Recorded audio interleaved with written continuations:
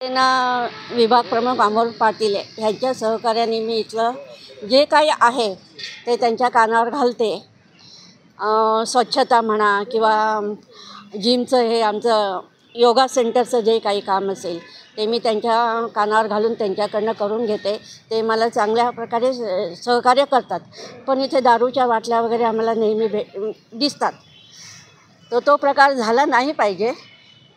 जर तो प्रकार असाच होत राहिला तर आम्ही अमोल पाटीलांच्या नेतृत्वात खाली मोर्चा काढू आणि आम्ही पुढे मग काय ॲक्शन घ्यायची ते आम्ही घेऊ.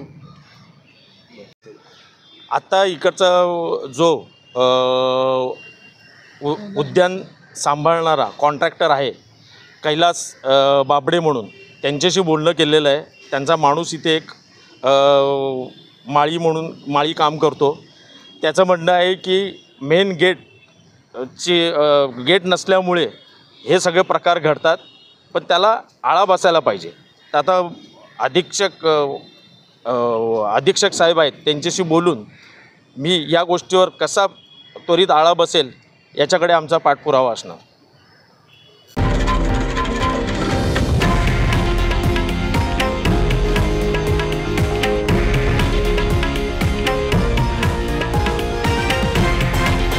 हे आहे देशातील नंबर 1 न्यूज नेटवर्क आणि आपण पाहत आहात TV9 मराठी, एकमेव.